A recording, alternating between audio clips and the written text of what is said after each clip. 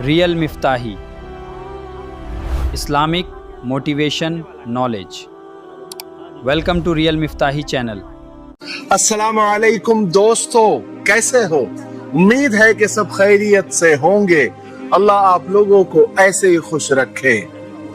इन साहब को तो आप जानते ही होंगे, खान सर के नाम से ये पूरे हिंदुस्तान में मशहूर है।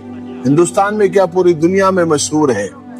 अब खान सर पर FIR हो गई। हो सकता है कि इनकी गिरफ्तारी भी हो जाए, नहीं भी हो सकती है, हो भी सकती है, कुछ भी हो सकता है। अब इनके साथ क्या हुआ, कैसे हुआ, क्यों हुआ, ये आपको सोशल मीडिया पर देखने को मिल जाएगा। वो बताना मेरा मकसद नहीं है। मैं यहाँ पर मीडिया का दोगलापन, उनकी मुनाफिकत आपको बताना चाहता हूँ। जब ये खान सर कई सालों से गरीब बच्चों को मुफ्त और फ्री तालीम दे रहे थे, कोचिंग दे रहे थे, वो खान सर थे। 100-200 या फ्री में कोचिंग देकर लाखों नौजवानों को वो एजुकेट कर रहे थे, तब भी वो खान सर ही थे। उन्होंने बहुत कम फीस के अंदर एक हॉस्पिटल बनाया, जहां पर बहुत कम फीस के अंदर चेकअप भी होता है, टेस्ट भी होते हैं, इलाज भी होता है। खान सर के नाम से उनकी काफी तारीफ पूरे हिंदुस्तान में की जाती है। लेकिन मीडिया का दोगलापन देखिए, जैसे ही मुश्किल वक्त आया या उनकी बदनामी जो थोड़ी बहुत हो रही है उसका वक्त आया, उन पर FIR दर्ज हुई और जैसे ही ये कंट्रोवर्सी हुई, अचानक खान सर गायब हो गए और फैसल खान सामने आ गए। मीडिया की हेडलाइन आप देखिए, यानी उनको मुसलमान बना दिया गया क्योंकि अब उनकी बुराई करनी है। हालांकि ये वही खान सर है जिन्होंने बरसों से अपनी असल शनाख्त, अपनी मजहबी पहचान छुपा के रखी, कभी खुल के नहीं कहा कि मैं मुसलमान हूं। हालांकि दुनिया जानती है कि उनका नाम फैसल खान है और वो मुसलमान है, लेकिन उन्होंने कभी भी खुलकर या फख्र से अपनी मुस्लिम शनाख्त या अपनी पहचान बताई हो, ऐसा कभी नहीं हुआ। बल्कि कई मौके पर तो उन्होंने मुसलमानों पर तनकीद की, उन्हें जाहिल कहा, अनपढ़ कहा, बहुत कुछ बुरा भला कहा। कभी मुसलमानों की नुमाइंदगी नहीं की, कभी मुसलमानों के मसाइल पर कभी उन्होंने कोई आवाज नहीं उठाया। इतना करने के बाद भी आखिर में क्या हुआ? सब मिलके, उन्होंने तो अपने आप को मुसलमान नहीं बनाया, लेकिन सब मीडिया मिलकर उनको मुसलमान बनाने पे तुले हुए हैं। तो उनकी शनाख्त छुपाकर फायदा क्या हुआ? कुछ भी नहीं। खान सर की हालत तो ऐसी हो गई है, मैं आपको एक छोटा सा किस्सा सुनाता हूं। एक शख्स ने मुर्गा पाला था। अब वो मुर्गे को जुबा करना चाहता था, लेकिन डायरेक्ट जुबा करने को उसका दिल नहीं मान रहा था। तो वो कुछ ना कुछ बहाने ढूंढ रहा था कि मैं इस मुर्गे को जुबा कैसे करूं।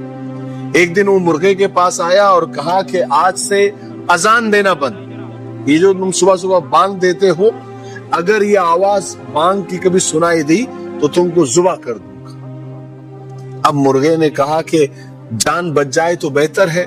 उसने कहा कि ठीक है सरकार, कल से बांग देना, अजान देना बंद कर दी। अब मालिक परेशान हो गया, उसको तो बहाना चाहिए था। उसने दूसरे दिन मुर्गे को दूसरा हुक्म सुनाया कि ये जो तुम पर फड़फड़ाते हो, इसकी बहुत आवाज होती है, ये पर फड़फड़ाना तुम बंद कर दो, वरना तुमको जुबा कर दूंगा। मुर्गे ने कहा कि ठीक है सरकार, जैसे आप बोले। मुर्गे ने उस दिन से पर को फड़फड़ाना बंद कर दिया। अब मालिक जो था वो और परेशान हो गया, उसको तो बहाना चाहिए था। उसने फिर आकर तीसरे दिन हुक्म दिया कि तुम बार बार कुट करते हो, इसको बंद कर दो, वरना मैं तुमको जुबा कर दूंगा। मुर्गे ने बेचारे ने जान बची, लाखों पाए। उसने उस दिन से कुट करना भी बंद कर दिया। अब मालिक ने चौथे दिन, यानी कुछ दिनों के बाद, कहा कि मुर्गे से कहा कि मुझे कल से तुमने अंडा देना चाहिए, अगर अंडा नहीं दिया तो मैं तुमको जुबा कर दूंगा। अब मुर्गा बहुत परेशान हो गया, क्योंकि अंडा देना तो उसके बस की बात नहीं है। تو جب مالک اس کو چھری لے کر ذبح کرنے لگا تو مرغا رونے لگا. تو مالک نے کہا کہ تم اب کیوں رو رہے ہو؟